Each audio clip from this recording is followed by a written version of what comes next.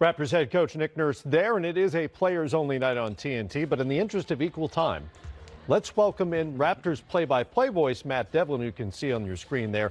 Matt, appreciate you coming on as always. So Raptors are 44-17. They are on pace to match last season's 59 win total. Different coach, obviously. Different number one option, obviously, this season. So in your mind, having watched this team every day, how have the changes manifested themselves on the court? Well, first of all, thanks for having me on Players Only. So, hey, look, when you look at the Toronto Raptors, they've used 15 different starting lineups throughout the course of this season. And, you know, that is because Kawhi Leonard has been out not only with load management, but also has missed 6 games due to injury. Kyle Lowry had a stretch where he missed 10 of 11 games. Fred VanVleet now is out for a stretch of what was reported to be 5 weeks. So you add in the additions of Marc Gasol, Jeremy Lin, and also Jody Meeks on a 10-day. And as Nick Nurse said, they're going to use the final 21 games here to kind of settle in and figure out ultimately who they are as they prepare themselves for the postseason. Last year at this time, they were the same as far as a record is concerned. What was different? Well, last year they had a total of 12 different starting lineups, and as I mentioned already, 15, and the addition of the players that they've added in Marc Gasol and Jeremy Lin and now Jody Meeks. Well, Gasol is 5 games into his new life as a Raptor. How has the fit been so far, and what does Nick Nurse think Gasol will allow him to do differently moving forward, particularly come playoff time? Well, look, we all know the sort of experience that Marc Gasol brings and his ability to operate in the high post, and that is where they've ultimately have used him as a trailing big, the ability to hit a 3. We understand how he can quarterback a defense, and those are all the things that we've seen through the first 5 games. On Friday night against San Antonio, he did run into a little bit of early foul trouble. However, you know, he is a player that has a tremendous presence on this court. He has a high basketball IQ, as we all know. And so that is just part of learning how to operate with him within this system. And you can already see that players understand if you cut with purpose with him in the high post, that you're going to be able to get the basketball and you're going to be able to have an opportunity to score around the rim. And we've seen that thus far. Hi, Matt. It's Mike Fratello. How are you? Czar, always a pleasure. Will we continue to see this load management situation with Kawhi for the rest of the regular season? I think so. I think at this stage, I think that this will be the new norm for the Toronto Raptors.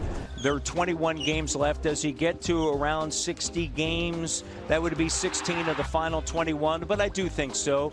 You know, at this stage, does it matter ultimately if he plays in a back-to-back? There's only 2 sets of back-to-backs coming up for the Toronto Raptors. I don't necessarily know that that ultimately matters based upon the fact that we know what the postseason schedule looks like for the NBA.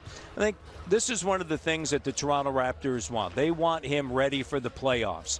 It's an organization that has had a tremendous amount of success in years past under the direction of Dwayne Casey, with DeMar DeRozan, and Kyle Lowry. Now they want to make the major leap, and they believe that having a player like Kawhi Leonard healthy in the postseason is going to be able to bring them to a place that they haven't been before, and that's ultimately the NBA Finals. Matt, David Griffin here.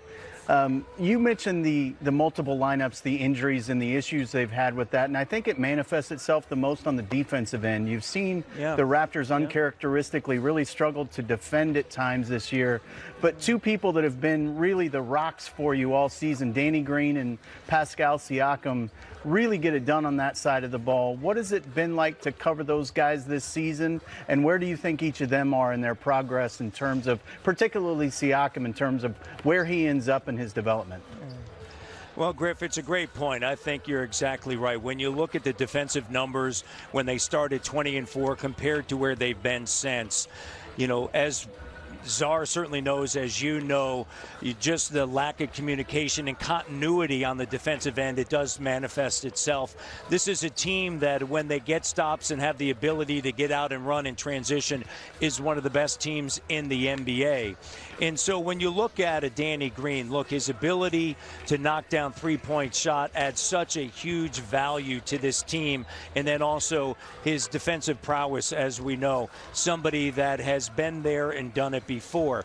As for Pascal Siakam, to me, he's the most improved player in the NBA. He's been on a tear as of late. Over the last 10 games, averaging better than 20 points, rebounding the basketball from the corners. He's shooting better than 42% from three-point range, has the ability to get in traffic, finish with his left, finish with his right. It's just been a lot of fun to see his progress. You think back to where he was a season ago, not one double-double. This season with 14 double-doubles. It's just a lot of fun to watch him play. He loves the game, plays with tremendous spirit. He's only been playing the game of basketball for 7 years. He was a soccer player prior to that. His three older brothers played Division I NCAA basketball.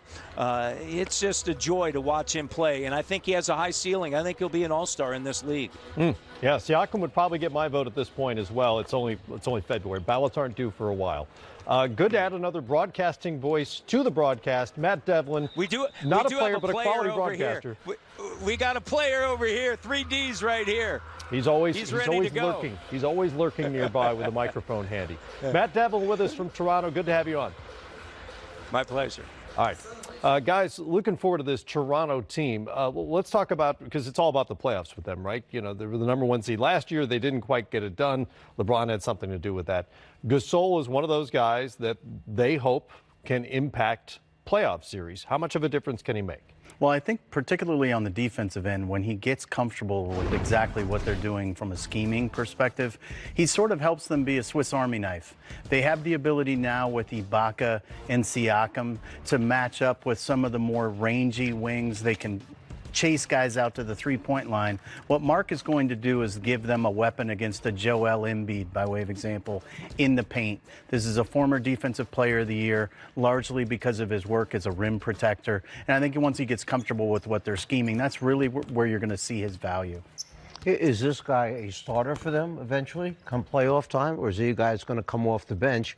Because they have used both Ibaka and Gasol as their starting center. And to me, the depth now that this team has, I'm sure we could have a pretty good discussion here. Is Boston, Philadelphia, or Toronto the deepest team in the Eastern Conference now when you look top to bottom? Or Milwaukee. I mean, I drew a line. Exciting. I drew a line. You did draw a line. And Milwaukee was right underneath that. I'm glad you reminded me to include them.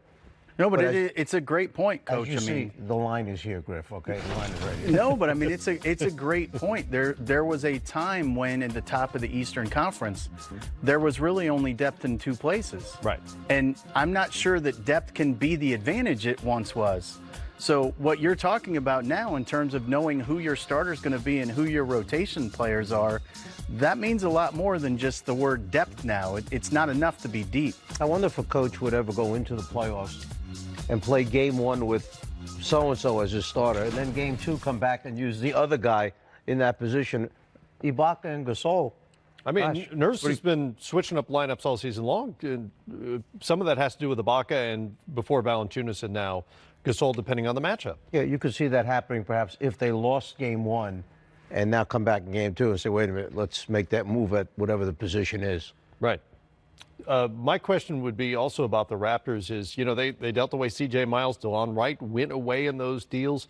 In terms of guard depth and three-point shooting, is there enough there? Or you know, they picked up Jody Meeks, who hadn't played in about 10 months, but Jody Meeks on a 10-day contract. Is there enough outside shooting in particular? Well, you know, Meeks was all about, can this guy make three-point shots? And he hasn't been able to stay healthy. Maybe 10 days he can last without getting an injury, but okay. Yeah, he wants the second 10 days, yes. Coach, not the agent for Jody Meeks. No. I like him when he's making shots and he puts a uniform on. When he's sitting there in street clothes, not as useful. But having said that, how about Jeremy Lin going over to the 2-guard spot? Van Vliet, let's say, comes back. Lowry with Van Vliet, and now use Lin at the 2-guard position if you have to.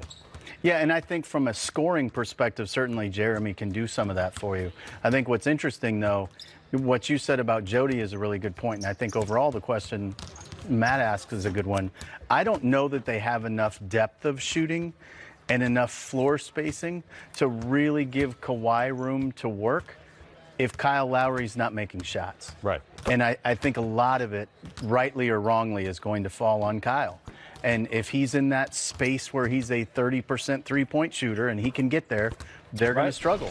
And he's had some of those if they games. get hot, Kyle, Yeah. they've got plenty of shooting. Right. Well, and Gasol takes some of the pressure off him as a playmaker as well in the playoffs. When the game slows down and it's more of a half-court offense, they can play a lot out of the high post, as he's done so successfully for so many years. And let's remember, just like Cleveland uses Love behind the three-point line, you've got to respect Kevin Love when he's out behind that line. And Gasol, likewise. Absolutely. If you want Kawhi to have a little more room, you step Marc Gasol out and better play him. All right, that's